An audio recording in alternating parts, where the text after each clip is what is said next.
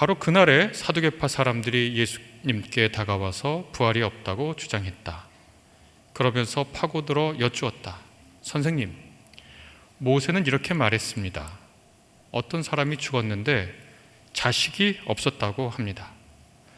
그럴 때는 죽은 사람의 형제가 그 여자에게 장가들어야 합니다.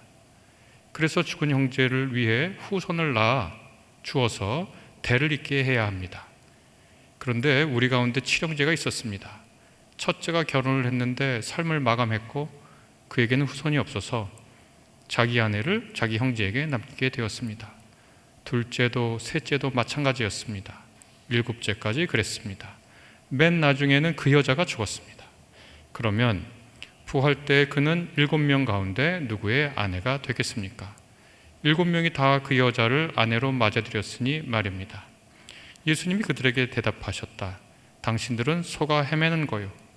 성경도 하나님의 능력도 알지 못하기 때문에 말이요. 부활 때에는 장가도 가지 않고 시집도 가지 않소. 도리어 그들은 하늘에 있는 천사와 같소.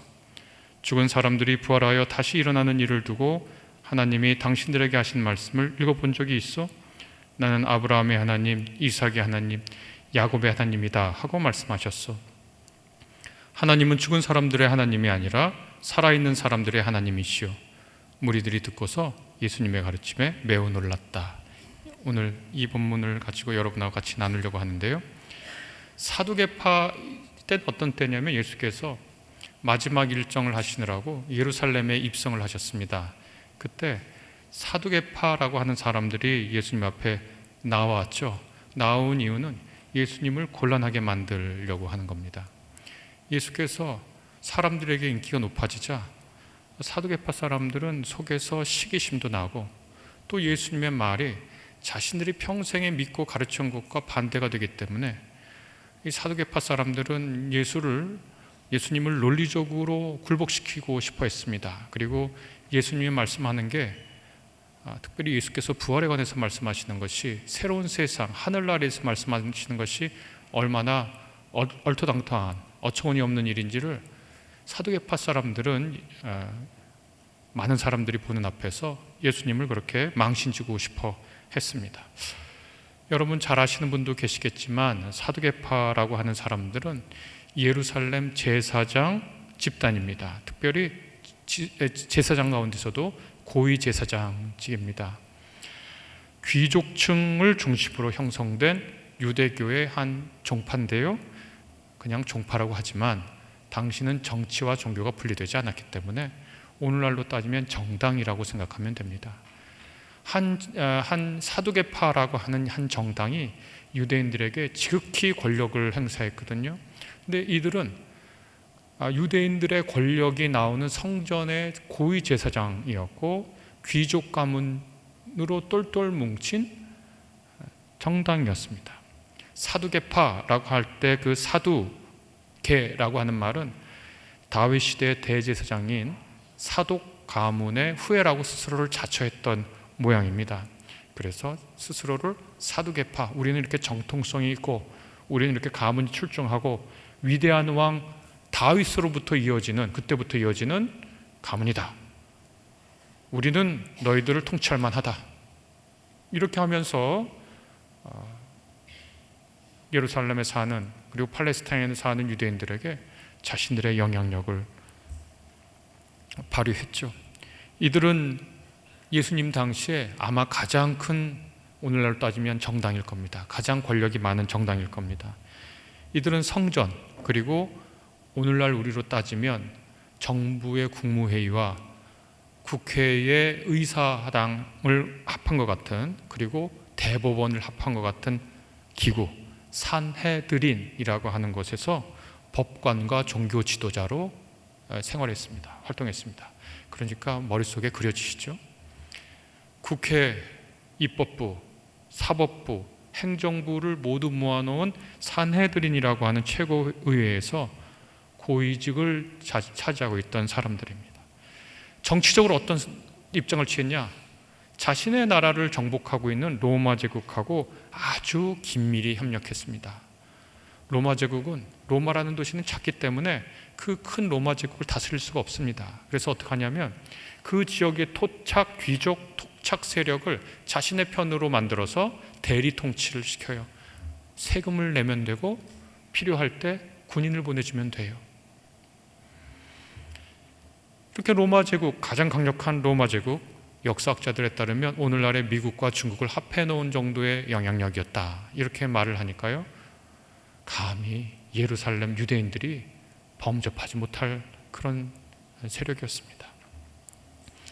이들의 거의 유일한 경쟁자가 바리새파였습니다. 바리새파는 성경에 많이 등장하지만 실제로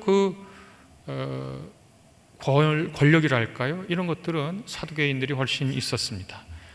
당연히 이 사두개파는 대중의 인기는 낮았습니다. 왜냐하면 대중들을 위한 정당도 아니었고 대중들에게 관심도 없었습니다.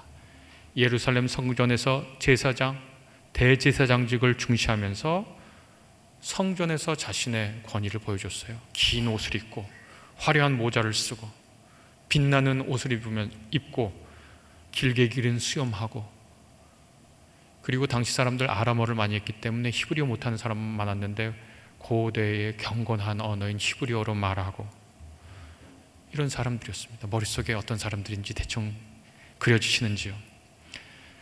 이 사람들은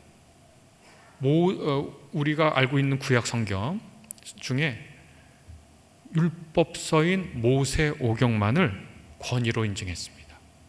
우리 모세오경, 창세기, 출애굽기, 레위기, 민수기, 신명기 다음에 있는 거기서부터는 하나도 인정하지 않아요. 성경으로 하나님의 말씀으로 인정하지 않아요.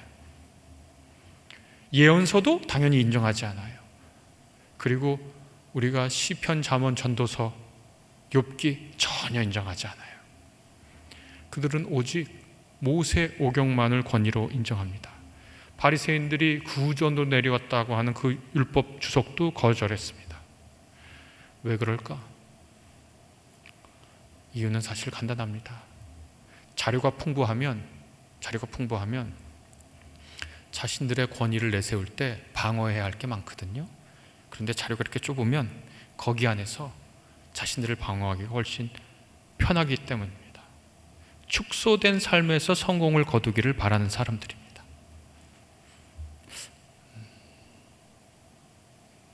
한번 생각해 보세요. 만약에 우리나라의 대학이 독일이나 프랑스의 대학처럼, 물론 조금 프랑스 같은 경우는 차이가 있지만 모두 다 평준화 된다고 생각해 보세요. 그러면 제일 싫어할 사람은 누굴까요? 축소된 삶에서 성공을 거두기를 바란 사람입니다. 그렇죠? 집값을 예로 들까요? 우리나라 전국의 집값이 다 똑같다면 제일 억울한 사람들은 누굴까요? 축소된 곳에서, 성공은 축소된 곳에서만 있어야 하는 사람들이 제일 속상하겠죠? 사두개인들은 바로 그런 사람들이었습니다. 축소된 삶에서 성공을 거두기를 바란 사람입니다. 이 사람들은 당연히 부활 인정하지 않습니다. 영혼이 불멸한다는 거 믿지 않습니다. 천사나 악마가 있다는 거 믿지 않습니다. 내세가 있다는 거, 우리가 죽어서 끝인가, 우리는 그렇게 믿지 않습니다. 우리는 우리의 생물학적 죽음이 끝이 아니라고 믿습니다. 다. 우리는 사도신경을 외울 때 몸의 부활을 말하고 영원히 사는 영생을 믿습니다. 그런데 사두개인들은 그것을 믿지 않았습니다. 초자연적이고 영적인 개념 부정했습니다.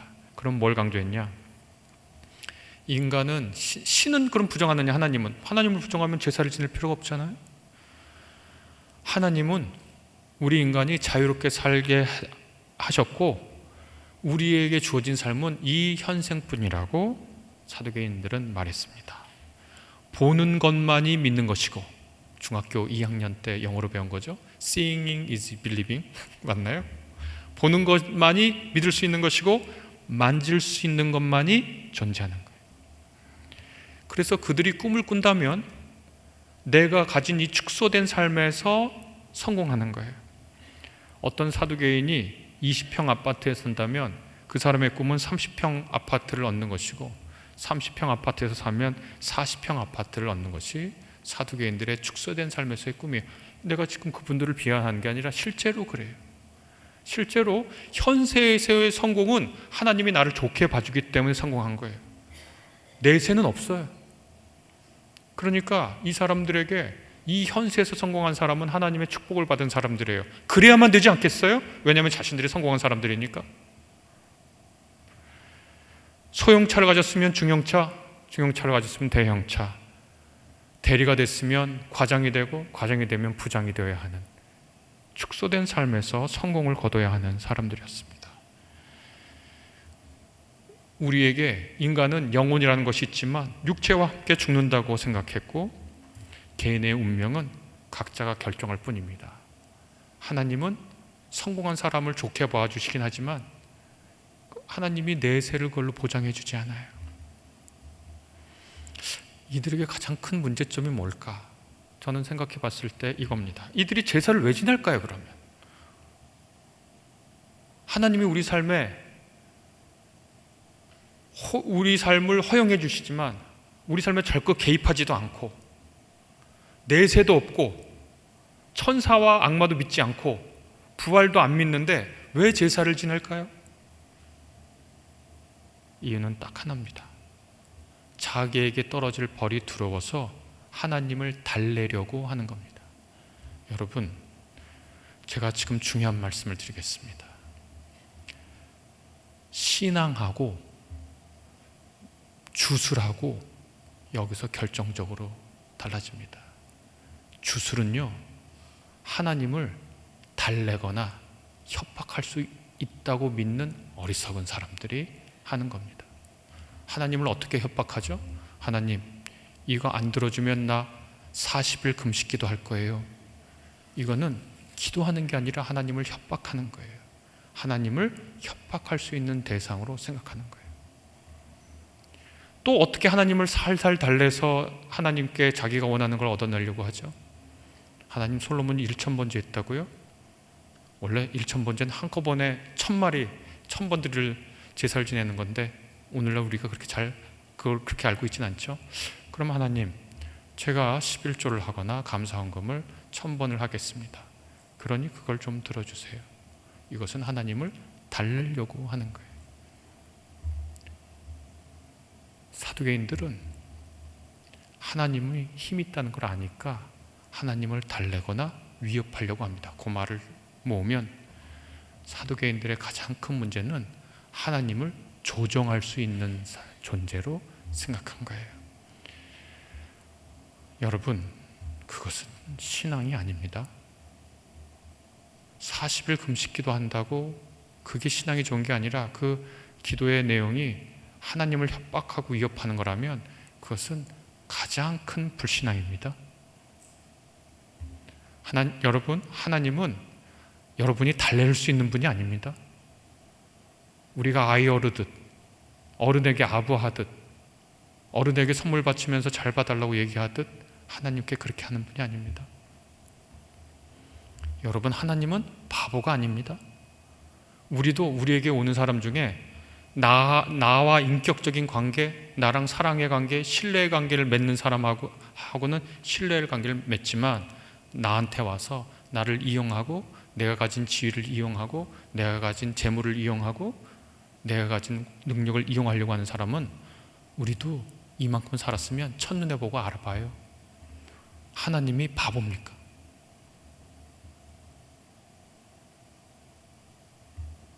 제 딸이 가고 싶은 대학이 있는데 저희 장모님이 그 대학 말고 다른 대학을 가게 해달라고 하나님께 계속 기도한 거예요.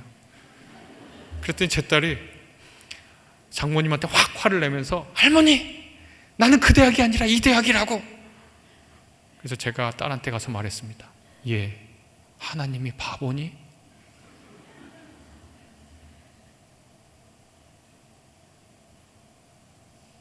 하나님은 달랠 수 있는 분이 아니에요. 하나님은 여러분이 아무리 협박해도 그 협박에 넘어가는 분이 아니에요. 하나님을 우리가 조정할 수 없어요. 그러면 하나님께 나온 사람은 진심을 가지고 영과 진리로 예배하라고 할 때 우리가 하나님께 어떻게 나아가죠? 우리는 하나님을 조종할 수 없다는 걸 겸허히 고백하고 그분의 말씀의 진리 안에서 그 앞에 나가는 거예요. 우리가 어떤 문제를 가지고 그분에게 들어달라고 애원할 때도 그분 앞에 이 문제를 내놓고 그분의 뜻을 구하는 거예요. 하나님을 조종할 수 없어요. 하나님을 농락할 수 없습니다. 어느 누가 하나님을 향해 함부로 조종하려고 기획을 합니까? 우리가 아무리 단식투쟁해도 하나님은 그걸 위협을 느끼지 않아요. 못난 놈이죠, 그렇게 한 사람. 죄송합니다, 그렇게 했을 분 있으면. 여러분, 자식이 부모하고 싸우면 어렸을 때 자식이 엄마한테 나 밥 안 먹어 그래요. 못난 자식은 자기 자해하는 걸 무기로 삼아서 부모 공격하는 거예요. 하나님이 이만큼 키워줬으면 못난 자식 노릇은 그만해야 됩니다. 내 자신을 자해하겠다는 걸로 하나님 협박해서는 안 돼요. 많이 봤잖아요. 우리 어렸을 때도 해보고, 엄마 이거 안 해주면 나 밥 안 먹을 거야, 학교 안 가. 그게 뭐예요? 엄마가 사랑하니까 너 밥 안 먹으면 걱정하는 걸 근거로, 엄마의 사랑을 근거로 엄마를 협박하는 거잖아요. 그게 뭐 못난 자식끼리예요. 하나님을 협박하려고 들지 마세요. 사두개인들은 뭘 한 거냐? 제사 지내면서. 왜 제사를 지내요 그 사람들? 하나님 달래보려고요. 하나님께 아부해 보려고요. 하나님이 바보입니까? 우리도 우리에게 아부하는 사람 아는데, 우리에게 협박한 사람 아는데, 그런 사람은 들어주고 싶어도 안 들어주는데. 신앙은 하나님 앞에 그분의 뜻을 구하는 거지, 하나님 내 말 들으라고 우겨대는 게 아니죠. 그래서 사두개파들은 어떻게 됐을까요? 이 사람들은 보는 것이 믿는 것이고 만질 수 있는 것이 있는 것이니까, 만질 수 있고 볼 수 있는 성전이 주후 70년에 그 강력한 미국과 중국을 합해 놓은 것 같은 로마에게 유대인들이 반란을 일으켜서 예루살렘이 전부 파괴될 때 성전도 파괴가 됩니다. 그래서 오늘날 남은 거, 지금 예루살렘 가면 통곡의 벽만 남아있잖아요. 그러면 어떻게 됐겠습니까? 보는 것이 믿는 것이고 만질 수 있는 것만이 있다고 믿는 사두개파들은 성전의 몰락과 함께 사라졌습니다. 그러면 저는 어떻게 말하고 싶냐, 사두개파 사람들을. 지금까지 제가 다 한 말을 한마디로 저한테 새롭게 요약해 보라고 그러면 이렇게 요약할 겁니다. 사두개파는 어떤 사람들인가요? 라고 저한테 물어보면 그 사람들은 상상하지 않는 사람들입니다. 이렇게 답할 것 같습니다. 사두개인들은 상상하지 않습니다.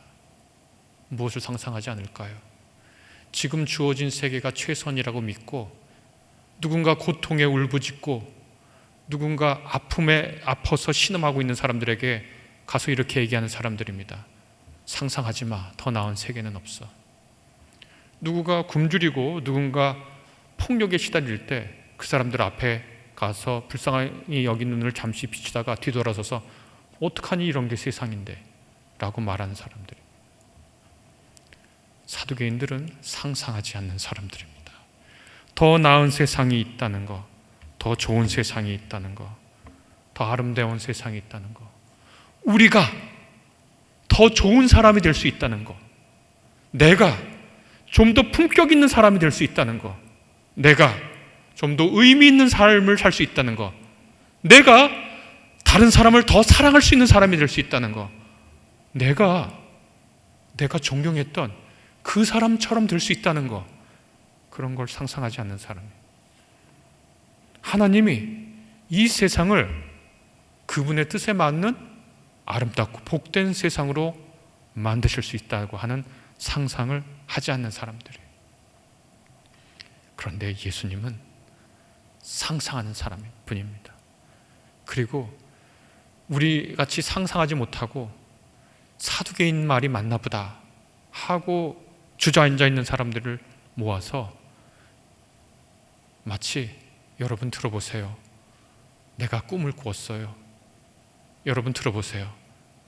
내가 이렇게 상상해 봤어요 라고 말씀해 주시는 것 같아요.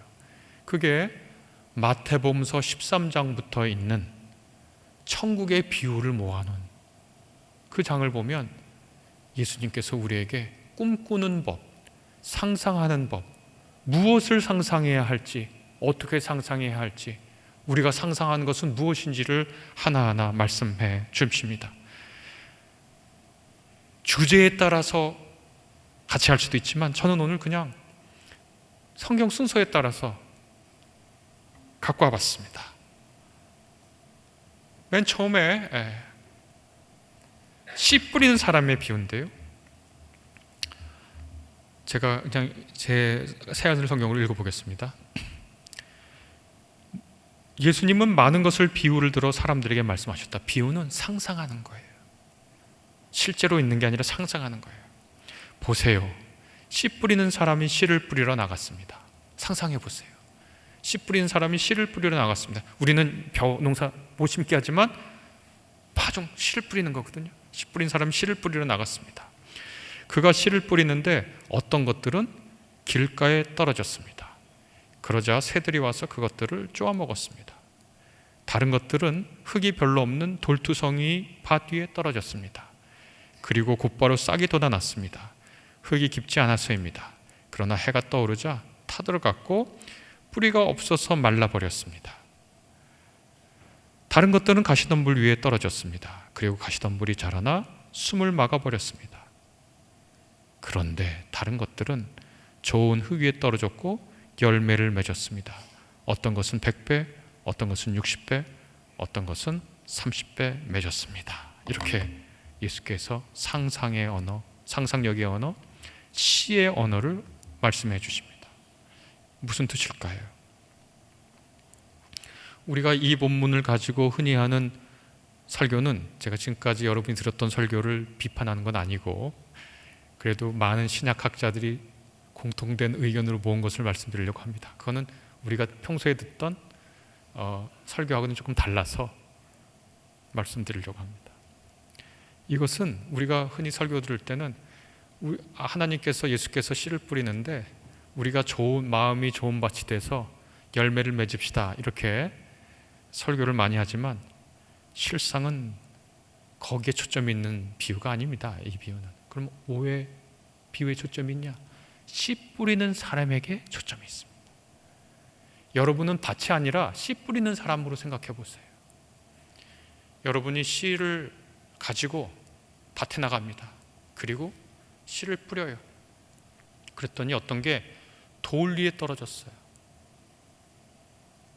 그래서 길가에 떨어졌어요. 그래서 새들이 와서 주워 먹었네요. 실망스러워요. 어떤 거는 길가에 뿌렸어요. 뿌려졌더니 길가에 뿌렸어요. 그런데 새들이 와서 먹었어요. 너무 실망스러워요. 어떤 것은, 어떤 씨를 또 뿌렸더니 자라요. 너무 기뻐서 그 씨가 더 자라기를 기대해요. 고대해요. 그런데 가시덤불이 그 씨가 자라는 걸 막았어요. 그러니까 씨 뿌리는 사람이 너무 속상해요. 좌절하게 돼요. 아무런 소용이 없구나. 씨를 뿌리는 게 보람이 없구나. 그런데 이 씨 뿌린 사람은 좌절하지 않았어요. 이 사람은 3번의 실패를 했어요. 맨 처음에 뿌린 씨는 돌밭, 길가에, 돌밭에, 그리고 가시덤불에 떨어져서 다 실패했어요. 그러나 씨 뿌리는 이 사람은 자기는 씨를 뿌리는 사람이고 이 씨가 좋은 열매를 맺는다는 믿음을 가지고 다시 씨를 뿌렸어요. 그랬더니 좋은 땅을 만났습니다. 그리고 열매를 맺기 시작했어요. 씨 뿌린 사람도 이 씨가 100배의 열매를 맺을 줄 꿈도 못 꿨어요. 근데 100배의 열매를 맺었어요. 이 사람은 그 다음에 60배의 열매를 맺는 걸 봤어요. 놀랐어요. 그 다음에 30배의 열매를 맺는 땅도, 씨도 봤어요. 놀랐어요. 그래서 이 씨 뿌린 사람은 그 감격과 보람에 가슴이 부풀어 올랐어요. 씨 뿌린 사람은 실망하지 않을 거예요. 3번에 실패했지만 다시 씨를 뿌릴 거예요. 이 씨는 100배의, 60배의, 30배의 열매를 맺을 씨예요. 우리가 상상할 수 있어요. 우리가 복음의 씨를 들고 사랑의 씨를 뿌리고 신뢰를 씨를 뿌리고 소망의 씨를 뿌릴 겁니다. 그런데 어떤 씨는 길가에 돌밭에 가시덤불에 떨어질 거예요. 실패할 거예요. 그러다 우리는 절망하지 않을 거예요. 우리는 다시 뿌릴 거예요. 사두개인들은 3번 실패했으면 그만하라 그래요. 아니, 처음에 실패할 때도 그 씨가 자랄 리 있겠냐? 네가 지금 무슨 밭에 뿌리는 줄 알아? 투자하기 전에 안전한 걸 봐야지. 그러나 예수님은 말씀하세요. 씨를 뿌려라. 충분히 뿌려라. 실패도 뿌리고 실패도 뿌리고 실패도 뿌려라. 씨에는 문제가 없다. 많이 뿌려라. 충분히 뿌려라. 열매 맺힌다. 제가 사랑하는 헨리 워즈워스 롱펠로우의 화살과 노래라는 시가 있습니다. 이 시를 제 학부 2학년 때 들었는데 그때 외우고서 잊혀지지 않습니다. 제가 새롭게 한번 번역해 봤습니다. 화살 하나 공중에 쏘아 올렸지. 땅에 떨어졌고 나 그것 어디에 있는지 몰랐네. 화살 너무 빨리 날아가 어느 눈도 그걸 따라갈 수 없었지. 그러니까 어떤 사람이 화살을 쐈는데 화살이 빨리 날아가잖아요. 그러니까 너무 빨라서 어디에 갔는지 살펴보다가 숲으로 나간 그 화살을 한 방울 잃어버렸어요. 두 번째 연은 이렇게 시작합니다. 한 곡 노래 공중에 불려 올렸지. 땅에 떨어졌고 나 그것 어디에 있는지 몰랐네. 노래 너무 빨리 날아가니 그걸 따라갈 예리하고 강한 눈을 누가 가졌을까? 내가 노래를 불렀어요. 사랑의 노래를 불렀고 희망의 노래를 불렀고 눈물의 노래를 불렀어요. 실패했지만 좌절하지 않겠다는 용기의 노래를 불렀어요. 네가 나를 속이고 나를 배신하고 내가 사랑을 그만두도록 만드는 그런 행태를 보였지만 나는 그래도 사랑할 거야 하는 불굴의 노래를 불렀어요. 그런데 그 노래 불렀는데 그 노래 너무 빨리 사라져서 어디에 갔는지 몰라요. 그런데 3년은 이렇게 시가 마지막 년이 이렇게 되어 있습니다. 아주 오랜 후 부러지지 않은 그 화살 통나무 위에서 보았고, 화살 쏜 사람이 숲을 지나가다가 아주 오래전에 내가 쏜 화살이 이 통나무에 정확히 박혀서 흔들리지 않은 채 있는 거예요. 처음부터 끝까지 온전한 그 노래, 친구의 가슴 속에서 보았네. 내가 불렀던 그 노래가 처음부터 끝까지 내 친구의 가슴 속에서 울려나면서 그 친구의 삶을 바꾸고 그 친구가 내가 부른 그 노래를 자기의 노래로 삼아서 처음부터 끝까지 부르고 있었어요. 이것이 상상하는 겁니다. 사두개인들은 본 것이 믿는 것이라고 했지만 그리스도인들은 주 안에서 상상하는 것이 보는 겁니다. 그거는 그리스도인 신앙인만이 그런 게 아닙니다. 이 세상을 위대하게 살고 산 사람들, 그런데요, 제가 지금 기억나는 얘기는 디즈니랜드 얘기입니다. 월트 디즈니라는 사람이 애니메이션 만들어서 어마어마하게 성공을 거뒀잖아요. 이 사람이 그 애니메이션을 실제로 만들어 보고 싶어서 디즈니랜드라고 하는 것을 미국, 일본 이런 데다 만들었잖아요, 유럽에. 근데 맨 처음에 디즈니랜드를 미국에서 만들 때 디즈니랜드 계획하고 다 짓기 전에 월트 디즈니가 숨을 거뒀습니다. 그걸 디즈니랜드 완공해서 기념식을 할 때 한 사람이 월트 디즈니를 기리면서 디즈니가 살아서 이것을 봤으면 얼마나 좋았을까요? 라고 얘기를 했대요.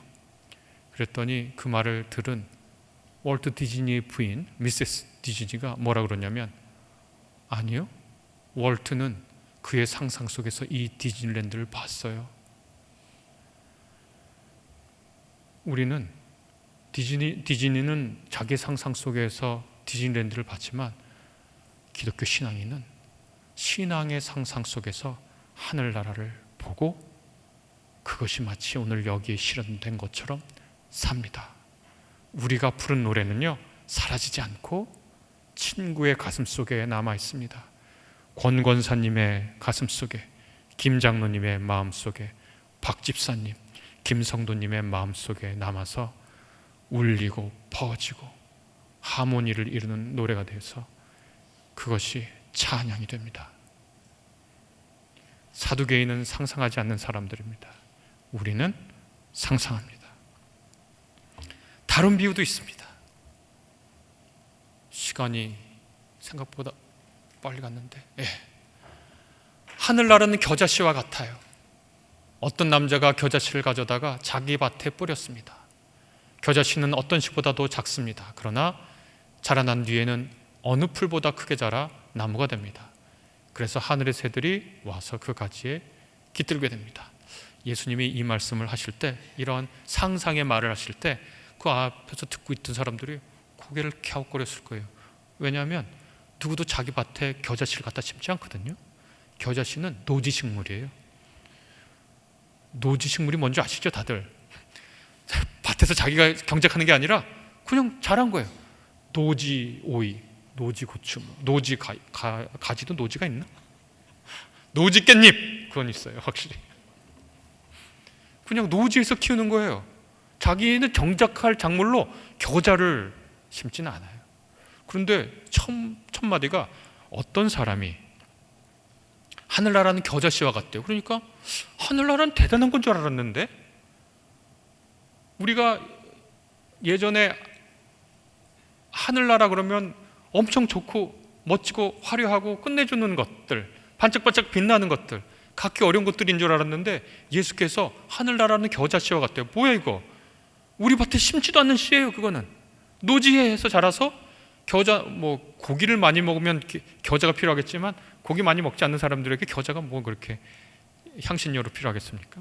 그러니까 노지에서 자라면 그거 따다가 먹는 건데, 하늘나라, 그 위대한 하늘나라, 하나님이 통치하는 하늘나라가 뭐 겨자씨와 같다고? 그런데 그걸 자기 밭에 갖다가 심었다고?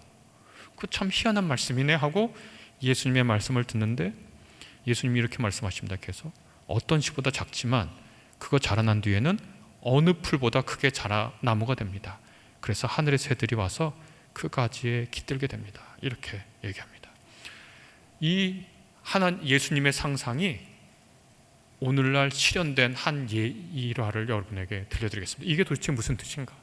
이 뜻을 정말 잘 예수님의 이 꿈의 언어, 상상의 언어, 하늘나라의 꿈의 언어가 오늘날 어떻게 실현됐는지 남미의 예가 있습니다. 남미 파라과이에 카테우라라고 하는 쓰레기 마을이 있어요. 서울에서 파주로 오다가 혹은 파주에서 서울로 가다가 보면 상암동, 난지도, 여기 다 아시는 분들 아시겠지만 난지도 어렸을 때 제가 기억하면 엄청난 쓰레기 산이었잖아요. 완전 상점벽해죠. 지금은 뭐 어떻게 그렇게 됐는지 모를 정도로. 그 쓰레기 다 어디 갔죠? 그 위에 덮고서 나무를 심었다고 하죠. 그런 쓰레기 마을이에요. 빈민가죠.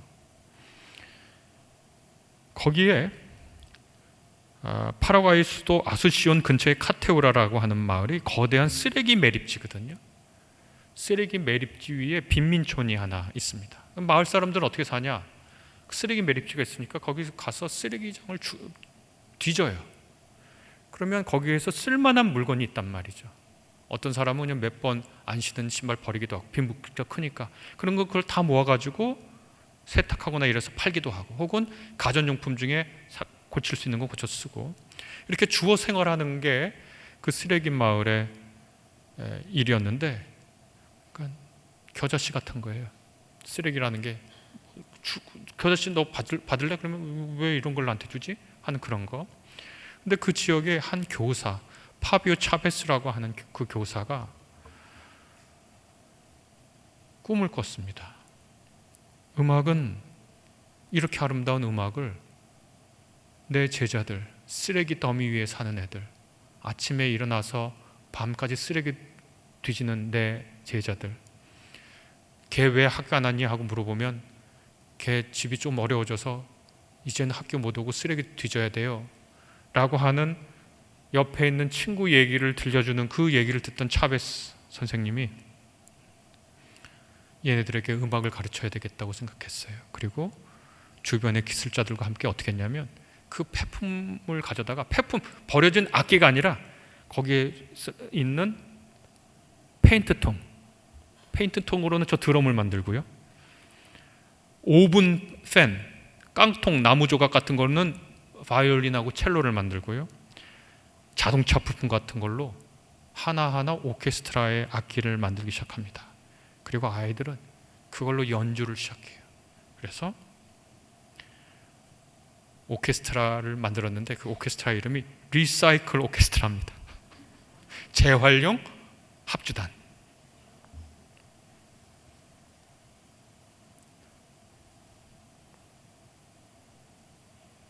어떤 사람이 겨자씨를요 자기 밭에 심었어요. 그런데 그게 자라서 어느 풀보다 더 커지게 됐습니다. 그리고 거기에 하늘을 날아가던 지친 새들이 잠시 날개를 실어 겨자 나무에 앉아서, 그 그늘에 앉아서 쉬었다네요. 예수님은 상상했고 그 상상은 헛된 게 아닙니다. 예수님이 불렀던 그 노래가 그 쓰레기 마을에 차베스라고 하는 선생님의 마음속에 처음부터 끝까지 온전한 노래로 불려있는 거예요.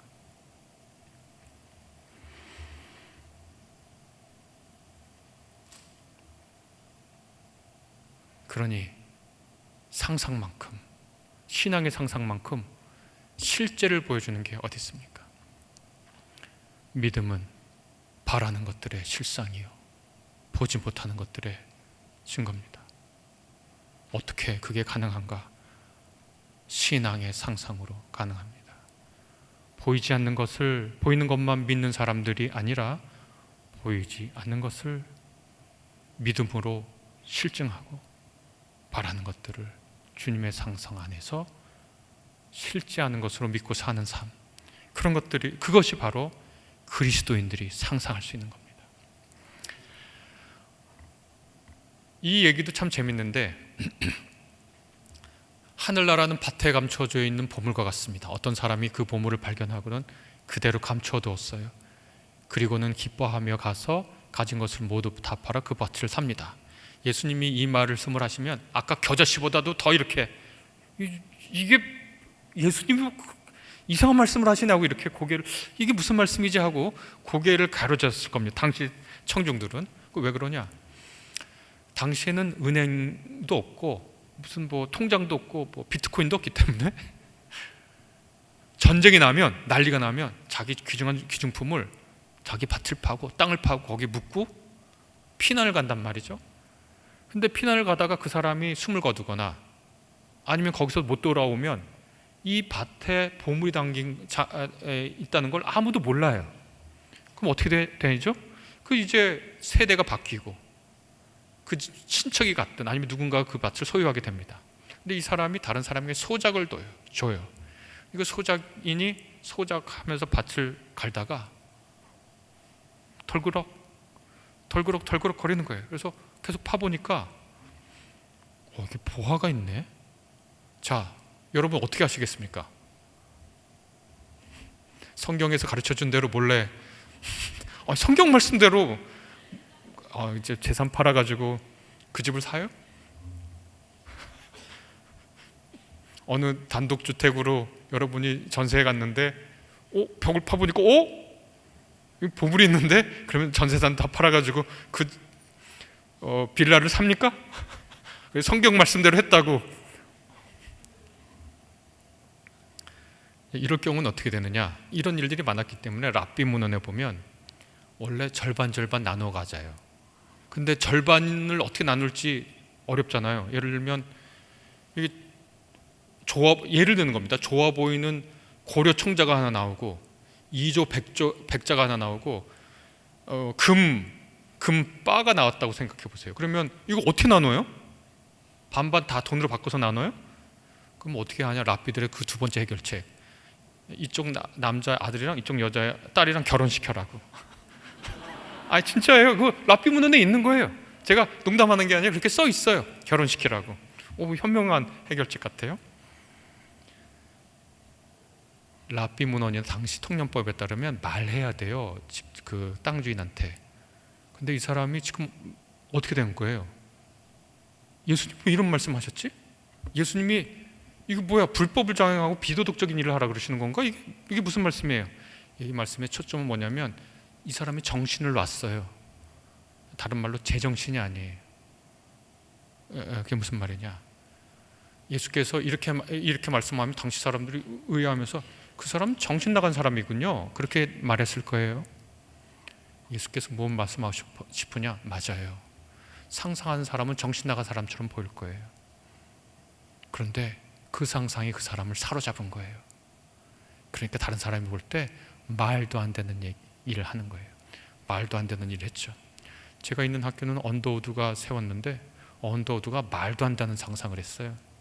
어떤 상상을 했냐면 당시 조선에 대학이 없는데 의과대학이 있는 종합대학을 세우고 싶어 했어요.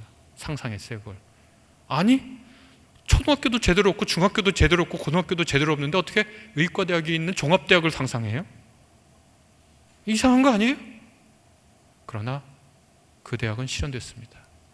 얼마 전에 저희 학교, 제가 있는 학교가 140주년이 돼서 저기 아프리카에 있는 대학의 총장님들을 모셔다가 저희 학교 보여주면서 그 학교가 어렵지만, 아프리카에 있는 여러 학교가 어렵지만 우리도 아무것도 없는 데서 시작해서 좋은 대학이 됐으니 여러분들 그렇게 될 수 있습니다 하는 그 컨퍼런스를, 국제 컨퍼런스를 했는데 저한테 얘기를 해달라 그래서 가서 무슨 얘기를, 인공지능과 기독교에 대해서 얘기를 했는데 거기 보니까 제 후배가 있는 거예요. 저하고 한 서너 살 차이, 대여섯 살 차이 나는 후배가 있는 거예요. 우리 교단 목사 후배입니다. 제 학부 후배. 근데 걔가 거기 있는 거예요. 미안합니다, 걔라 그래서. 걔도 목사인데. 그래, 뭐 학부 때부터 봤으니까. 그래, 너 여기 무슨 일이냐? 너 뭐 어디 그 아프리카 대학 교수하니? 그랬더니 아니요 형, 저 총장이에요. 그래? 무슨 총장이에요? 그랬더니 학교가 한 8,000명 된대요, 학생들이. 그래? 어떻게 하다 총장이 됐냐 너는? 꿈을 꿨어요.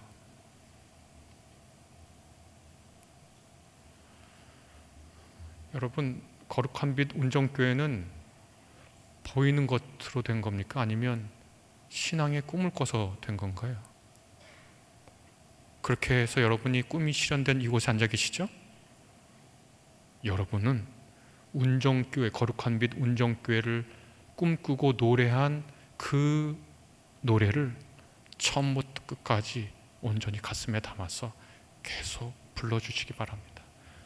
여러분의 신앙의 상상력이 주님 안에서 실현되리라고 저는 그렇게 믿습니다. 나쁜 상상력도 있습니다. 어떤 게 나쁜 상상력이냐? 쟤는 어떤 사람일 거라고 상상하는 거예요. 우리는 참 희한하죠? 맨 처음에 보면 그 사람의 나쁜 점부터 찾으니까. 좋은 점은 한참 있다고 봐도 나쁜 점은 금방 찾기 마련이니까.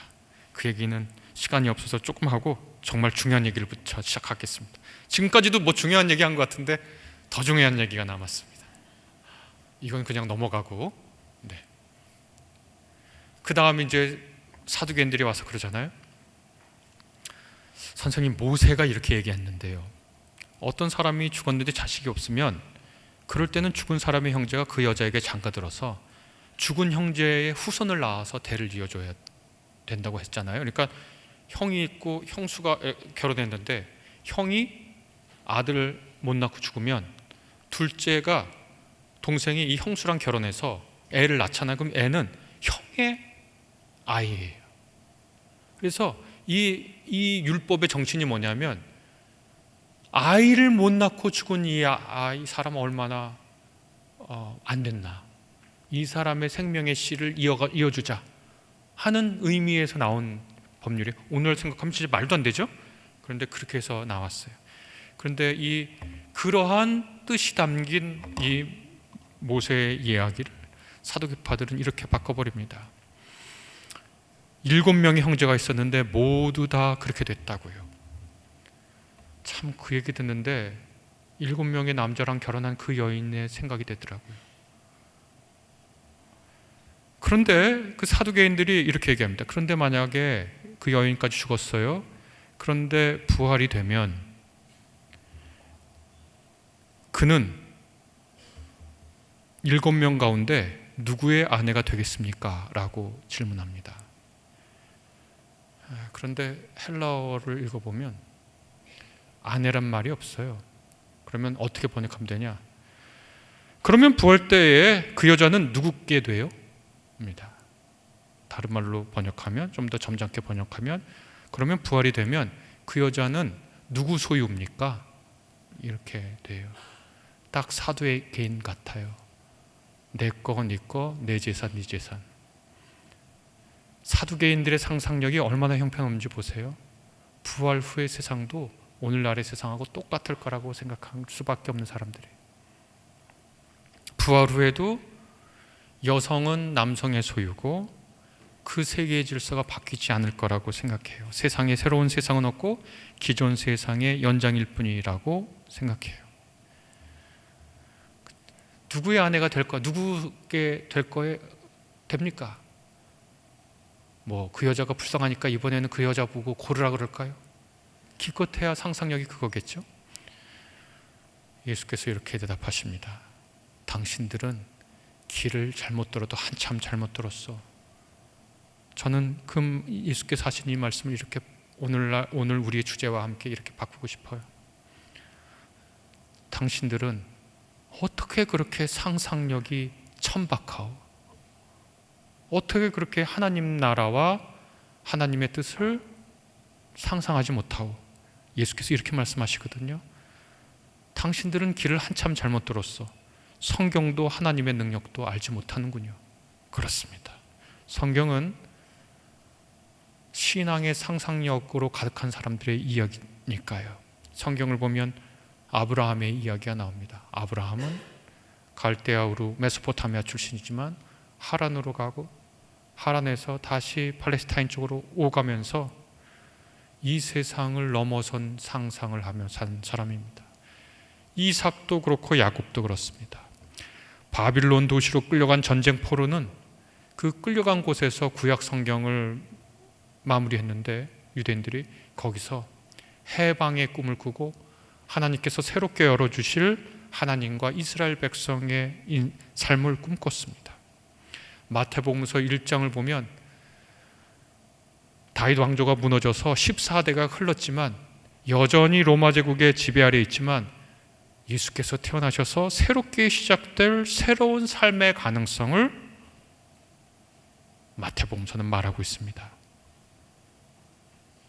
예수께서 말씀하신 대로 성경도 모르고 하나님의 능력도 모릅니다. 하나님은 부활 때 우리가 상상하는 것 훨씬 이상으로 이게 참으로 사는 것이구나 하는 그 삶을 우리에게 허락하실 겁니다.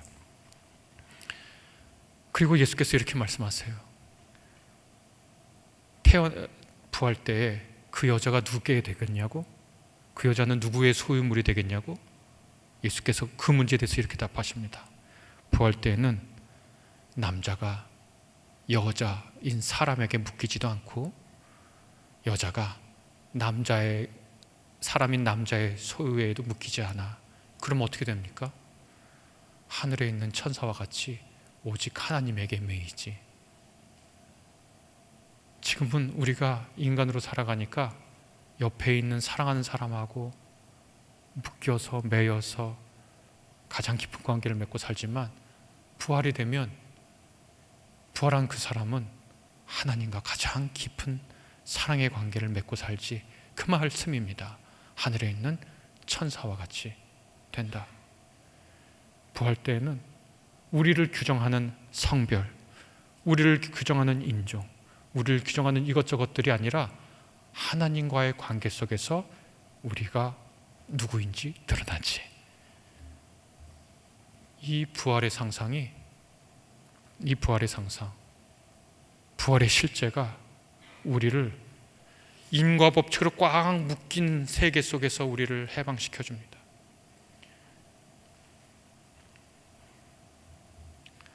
가난한 집에서 태어났으니 가난하게 사는 게 운명이야. 죄인 가운데 태어났으니까 죄인으로 사는 게 운명이야. 아니요. 사랑의 하나님은 우리를 향해서 그분과 가장 깊은 관계를 맺는 하늘의 천사와 같이 되는 우리를 꿈꾸셨습니다. 우리에게 그분과 같이 사는 삶을 꿈꾸셨습니다.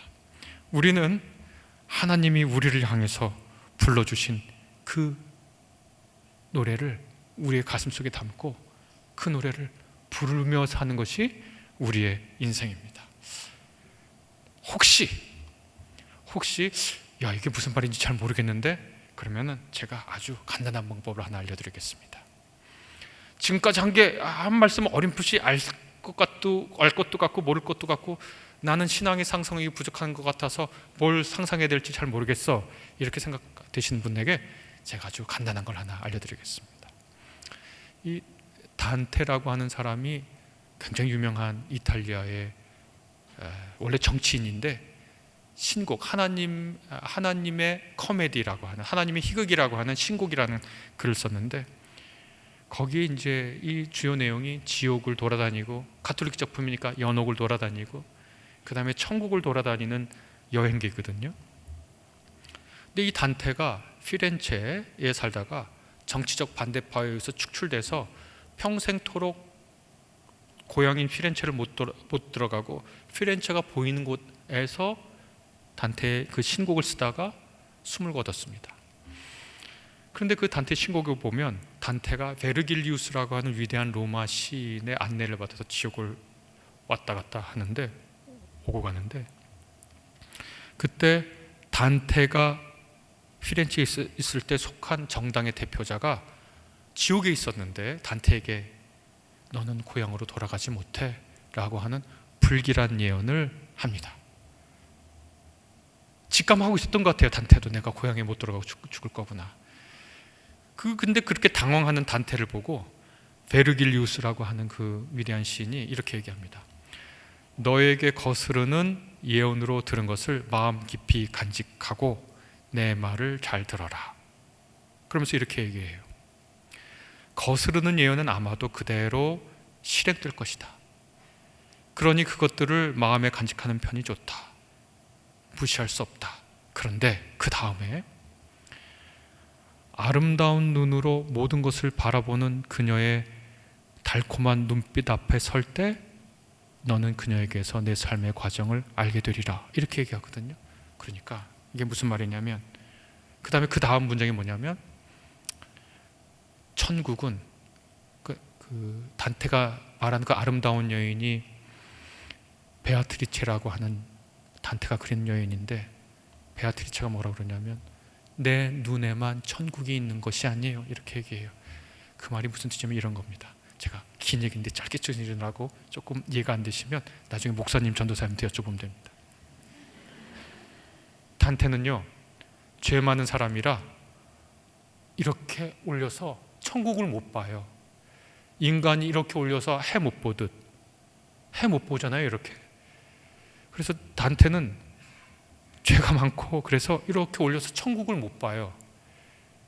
그래서 단테는 겨우 볼 수 있는 게 자기가 흠모하는 여인 베아트리체를 이렇게 봐요.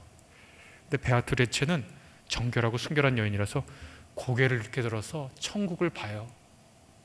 근데 단테는 뭘 보냐면 베아트리체 눈에 비친 천국을 봐요. 단테는 천국을 못 보지만 베아트리체 눈에 있는 천국을 봐요. 그걸 보고 베아트리체가 단테에게 그렇게 얘기합니다. 내 눈에만 천국이 있는 게 아니에요. 천국은 저기 있어요. 그러니 여러분 옆에 천국의 상상력을 가지고 사는 분들의 눈을 보세요. 거기에 있는 천국은 그분의 눈에만 있는 게 아니에요. 실제로 우리의 신앙과 소망과 신앙의 상상력 속에 그분의 눈에 실지 않은 것은 하나님이 그분의 영광을 위해서 준비해 두십니다. 제가 지금까지 드린 모든 말씀을 주기도문에 딱 한 구절로 예수께서 요약하셨습니다.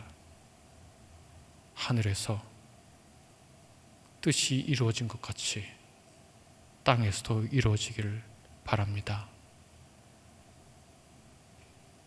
여러분,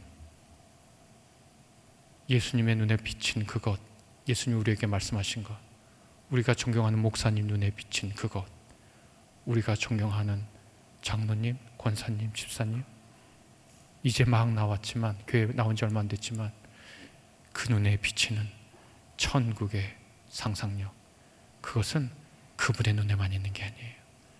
그러니 여러분, 서로가 서로에게 천국을 비춰주시기를 주님의 이름으로 축원합니다.